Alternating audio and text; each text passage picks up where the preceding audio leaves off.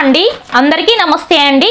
AP రాష్ట్ర వ్యాప్తంగా ఉన్నటువంటి రేషన్ కార్డు కలిగిన వారందరికీ కూడా అదిరిపోయే 5 శుభవార్తలండి। ఒకటి కాదు రెండు కాదు 5 శుభవార్తలైతే మనకు ఏపీ రాష్ట్ర ప్రభుత్వం ఎవరికైతే రేషన్ కార్డు ఉందో ఎవరైతే రైస్ తీసుకుంటున్నారో వారందరికీ కూడా 5 అదిరిపోయే శుభవార్తలు అయితే తెలిపారు। అలాగే దీంతో పాటుగా జూన్ నెలలో ఇవ్వబోయే రేషన్ పై కూడా కొత్త మార్పులు అయితే వచ్చేసాయి। దీని గురించి అయితే మనం క్లియర్ అండ్ క్లారిటీగా అయితే తెలుసుకుందాము। సో దట్ ఎవరు కూడా స్కిప్ చేయకుండా చివరి వరకు చూడండి। వీడియో నచ్చితే తప్పకుండా లైక్ చేసి మన ఛానల్ని కొత్తగా చూస్తున్నట్లయితే సబ్స్క్రైబ్ చేసుకోండి। మీరు సబ్స్క్రైబ్ చేసుకోవడం వల్ల నేను పెట్టే ప్రతి అప్డేట్ కూడా గవర్నమెంట్ నుంచి వచ్చే ప్రతి అప్డేట్ కూడా మీకోసం అయితే అందిస్తూ ఉంటాను। సో దట్ అందరూ కూడా అందరికంటే ముందు గవర్నమెంట్ నుంచి వచ్చే ప్రతి వీడియో కూడా మీరైతే చూడొచ్చు। ఓకేనండి, మరి లేట్ చేయకుండా వీడియోలోకి అయితే వెళ్ళిపోదాము। వీడియోలోకి వెళ్ళే ముందు ప్రతి ఒక్కరూ కూడా లైక్ చేసి సబ్స్క్రైబ్ చేసుకోకపోతే సబ్స్క్రైబ్ చేసుకోండి। ఓకేనండి, ఏపీ రాష్ట్ర వ్యాప్తంగా ఉన్నటువంటి ప్రజలందరికీ కూడా మనకు ఏపీ రాష్ట్ర ప్రభుత్వం 5 శుభవార్తలు అయితే అందించింది కదా, దాని గురించి నేను ఇప్పుడు ఒక్కొక్కటిగా చెప్తాను। దానికంటే ముందు వచ్చేసి మనకు ఏపీలో రైస్కి పట్ల మనకు కొన్ని మార్పులు అయితే జరిగాయి, దాని గురించి అయితే మాట్లాడుకుందాం। సో రైస్ పట్ల ఏంటంటే ప్రతిరోజు కూడా మనకైతే ప్రతి నెల కూడా రైస్ పంపిణీకి సంబంధించి మనకు ఇంటి వద్దకే వాహనాల ద్వారా ప్రతి ఇంటికి కూడా డోర్ డెలివరీ అయితే చేస్తూ ఉండేవాళ్ళు కదా, దాన్ని అయితే ఇప్పుడు రద్దు చేయడం అయితే జరిగింది। సో రద్దు అయితే చేసేసి మరి దివ్యాంగుల పరిస్థితి ఏంటి, వృద్ధుల పరిస్థితి ఏంటి, అసలే నడవలేనటువంటి వాళ్ళ పరిస్థితి ఏంటి అని కూడా మీరు అనుకోవచ్చు। దాని గురించి కూడా ఇక్కడ నేను క్లియర్గా అయితే చెప్తాను। సో ఇక మీదట జూన్ నెల నుంచి డోర్ డెలివరీ అయితే రద్దు చేసేసారండి।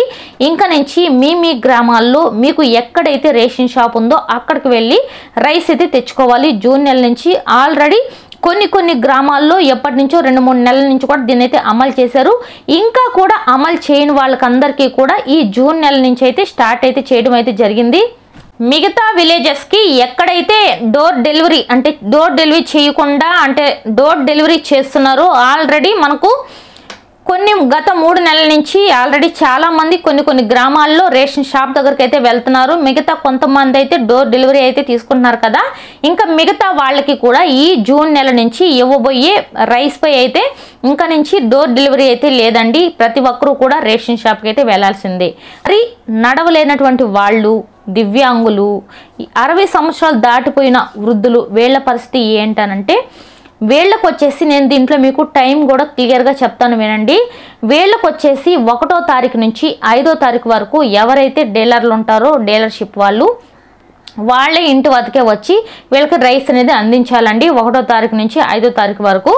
సో మిగతా వాళ్ళు ఎవరైతే ఉంటారో వాళ్ళకు మాత్రము రేషన్ షాప్ అనేది మనకు 1వ తారీఖు నుంచి 16వ తారీఖు వరకు మనకు 1వ తారీఖు నుంచి 16వ తారీఖు వరకు ఎవరైతే రైస్ తీసుకోలేదో వారందరికీ కూడా మీరు 1వ తారీఖు నుంచి 16వ తారీఖు వరకు రేషన్ షాప్ దగ్గరికి అయితే వెళ్ళి వేయించుకోవచ్చు। మరి దీనికి కూడా కొన్ని టైమింగ్స్ అనేది పెట్టారండి। ఆ టైమింగ్స్ ఏంటంటే ఉదయం 8 గంటల నుంచి మధ్యాహ్నం 12 గంటల వరకు, సాయంత్రం 4 గంటల నుంచి రాత్రి 8 గంటల వరకు టైం అనేది కూడా పెట్టడం అయితే జరిగింది। ఈ టైంలో మాత్రమే రేషన్ షాప్కి వెళ్ళి రేషన్ అనేది తీసుకోవాల్సిందిగా కోరుతున్నారు।